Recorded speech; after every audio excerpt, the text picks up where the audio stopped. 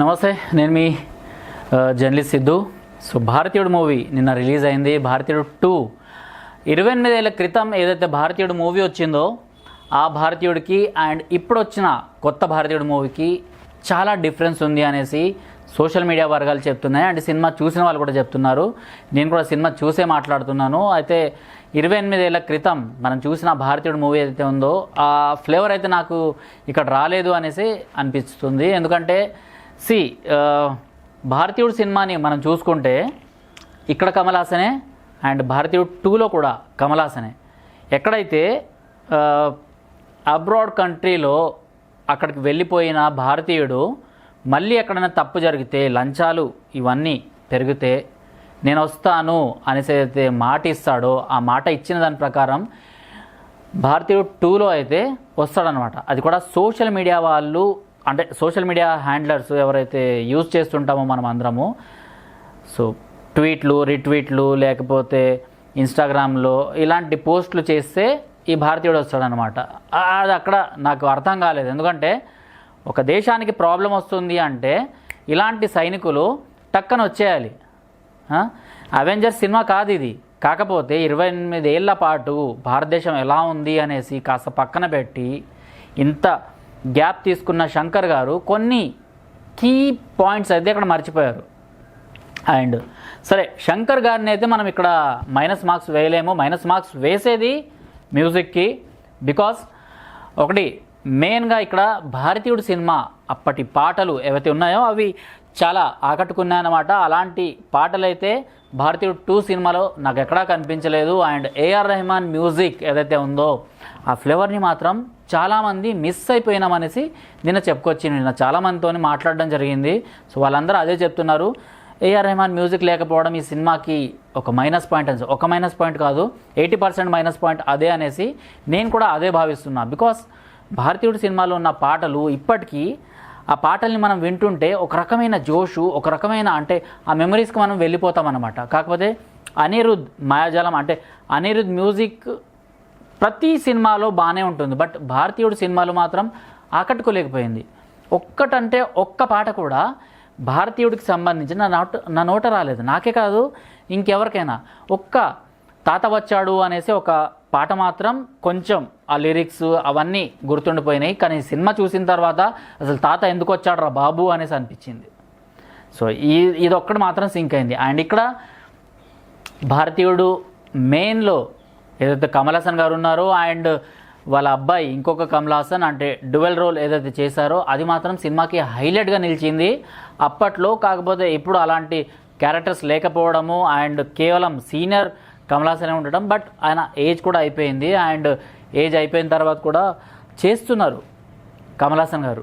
But ఇక్కడ ఏంటంటే ఈ సినిమాలో ఈ కమల్ హాసన్ ఇక్కడ హైలైట్. ఇంకోటి అంటే అప్పటిదాకా ఒక హీరో క్యారెక్టర్లో కనిపించిన కమల్ హాసన్ ప్రతి మనిషిలో కూడా తప్పులు ఉంటాయి. ఆ తప్పుల్ని కాస్త పక్కదారి పట్టించే విధంగా మనకు తెలిసినా కూడా వాటిని మనం సరిగ్గా పట్టించుకోకపోతే ఎలాంటి తప్పులు జరుగుతాయి అన్నది ఈ సినిమా ద్వారా ఒక గుణపాఠం అన్నమాట. సో తన సొంత కొడుకుని కూడా చంపడానికి వెనకాడని భారతీయుడు ఒక సేనాపతి మనకైతే కనిపిస్తాడు అండ్ కొడుకుని చంపేస్తాడు కూడా. సో ఇదంతా భారతీయుడిలో ఉన్న అతని ఫ్రీడమ్ ఫైటర్గా ఉన్న రోజుల్ని ఇవన్నీ చూపించడం ఈ భారతీయుడు సినిమాలో ఉన్నాయి. అండ్ ఇలా ఈ సినిమాలో అయితే అలాంటి పాయింట్స్ అయితే మనకి ఏం లేవు. మనకు కేవలం ఇప్పుడు ఉన్న ఎరాలో మనం ఏదైతే ఉన్నామో ఆ ఎరా మాత్రమే మనకు కనిపిస్తుంది. సో మ్యూజిక్తో పాటు కమల్ హాసన్ అండ్ కమల్ హాసన్కి సంబంధించి కమల్ హాసన్ 20 years బ్యాక్ ఏదైతే నాన్ పొలిటికల్గా ఒక హిందూ ద్వేషిగా కనిపించని కమల్ హాసన్ కొన్ని సంవత్సరాల తర్వాత రాజకీయంలో దిగడం కోసం తన నాస్తికవాదాన్ని, తన రాక్షసత్వాన్ని బయటకు తీసుకొచ్చి ఒక హిందూ ద్వేషిలాగా అయితే ప్రొజెక్ట్ అయ్యాడు. ఇది కూడా భారతీయుడు అన్న సినిమాకి ఒక మైనస్ పాయింట్ అనుకోవచ్చు. కమల్ హాసన్కి సంబంధించిన విశ్వరూపం అనేసి ఒక మూవీ వచ్చింది. ఆ మూవీలో ఇస్లామిక్ టెర్రరిజాన్ని అంటే ఆఫ్ఘనిస్తాన్, పాకిస్తాన్లో ఎలాంటి టెర్రరిజం ఉందో దానికి కౌంటర్ ఇస్తూ ఆ సినిమా తీసిండు.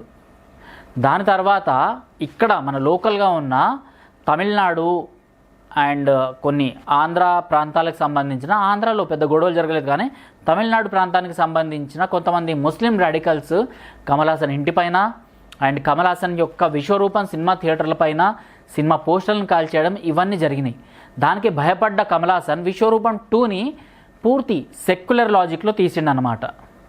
సో తనను తాను ముస్లింగా ప్రొజెక్ట్ చేసుకుంటూ ఆ సినిమాలో ఒక దేశభక్తిని చూపించినా కూడా ఒక సెక్యులర్ పద్ధతిలోకి తీసుకెళ్ళాడనమాట. సో అక్కడి నుంచి అతని డ్రాబ్యాక్ అన్నది మొదలైంది. దాని తర్వాత ఆయన రాజకీయాల్లోకి రావడము, రాజకీయాల్లోకి వచ్చే ముందు ఏవైతే స్టేట్మెంట్స్ ఇచ్చాడో, వచ్చిన తర్వాత ఏదైతే హిందూ దేశం అనేసి, లేకపోతే హిందీ పైన, లేకపోతే హిందూ దేవుళ్ళ పైన ఏవైతే వ్యాఖ్యలు చేశాడో, తను ఒక నాస్తికుడు, ఆయన కూడా ఇలాంటి వ్యాఖ్యలు చేసి మైనస్ మార్కులు పొందాడు. ఆ మైనస్ మార్కులు కూడా ఇక్కడ కొంతమందిని కమల్ హాసన్కి ఈ సినిమా నడవకపోవడానికి ఒక కారణం కూడా మనం అనుకోవచ్చు. మైనస్ మార్కులు పట్టడానికి చాలామంది ఈ సినిమా చూడడానికి ఉత్సాహం చూపెట్టలేదు. ఎందుకంటే కమల్ హాసన్ ఇంతకుముందు చేసిన వ్యాఖ్యలు కూడా ఇక్కడ బయటకు తీసుకొచ్చారు. సోషల్ మీడియాలో ఆ వ్యాఖ్యలకు సంబంధించిన పోస్టులు, రీపోస్టులు అండ్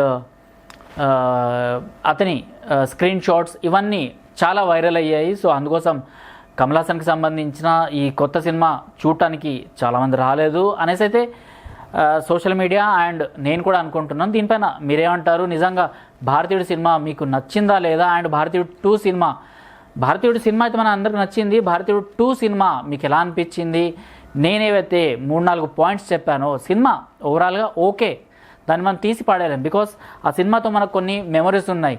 అది హిట్ అయినా ఫ్లాప్ అయినా మనం కంపల్సరీ చూస్తాం. బట్ మైనస్ మార్కులు పడడానికి మెయిన్ కారణం మ్యూజిక్, కమల్ హాసన్ అండ్ కమల్ హాసన్ యొక్క నోటి దూల ఏదైతే ఉందో దాని ప్రకారమే ఇప్పుడు ఆయన సినిమా పైన ఆయనే గొడ్డలు కొట్టుకొని ఆ సినిమా నాశనం చేశారు అనేసి నేను అనుకుంటున్నాను. అండ్ ఇంకోటి మెయిన్గా నేను మర్చిపోయిన ఇంకో పాయింట్ ఏంటంటే సిద్ధార్థ ఇటీవల ఇక్కడ హైదరాబాద్కి వచ్చినప్పుడు రేవంత్ రెడ్డి గారి పైన, అంటే మన తెలంగాణ ముఖ్యమంత్రి రేవంత్ రెడ్డి గారి పైన కొన్ని వ్యాఖ్యలు చేశాడు అనేసి సోషల్ మీడియాలో దుమారం రేగింది.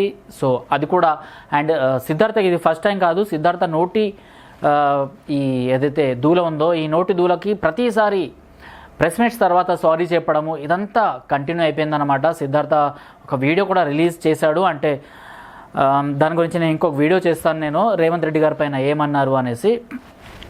అయితే సిద్ధార్థ కూడా ఇలాంటి ధోరణిని చూపిస్తుంటాడు. సిద్ధార్థ కూడా కొంచెం రాడికల్గా ఇలా మాట్లాడుతుంటారు కాబట్టి సిద్ధార్థను కూడా ఈ సినిమాలో చాలామంది తీసుకోలేకపోయారు. బాయ్స్ సినిమా, బొమ్మరిల్లు సినిమా, లేకపోతే చుక్కల చంద్రుడు, ఇలా వేరే వేరే సినిమాల్లో చూసిన సిద్ధార్థ ఆ లవర్ బాయ్, దాని తర్వాత ఒక వార్ బాయ్ లాగా కనిపించడము, అంటే ప్రతిదానికి రెస్పాండ్ అవుతూ, ప్రతిదానికి ట్విట్టర్లో కానివ్వండి లేకపోతే బయట కానివ్వండి రెస్పాండ్ అవుతూ తన ఏదైతే ఇమేజ్ ఉందో దాన్ని కొంచెం డౌన్ చేసుకున్నాడు. సో ఇక్కడ సిద్ధార్థను చూసేసరికి కూడా చాలామందికి మైనస్ మార్కులు కనిపించాయి. సిద్ధార్థ నెగటివిటీ అన్నది ఈ సినిమాలో ఈజీగా కనిపించింది. సో కమల్ హాసన్ నోటిదూల and Siddharth negativity, music and అప్పటి కుటుంబ సమేతంగా చూడాల్సిన ఈ సినిమా ఇప్పుడు మాత్రం అలా థియేటర్స్కి రప్పించలేకపోయింది అనేసి నేను అనుకుంటున్నాను. మీరేమంటారు దీనిపైన? కామెంట్ బాక్స్లో తెలపండి. సినిమా చూసిన వాళ్ళు మాత్రమే మాట్లాడండి.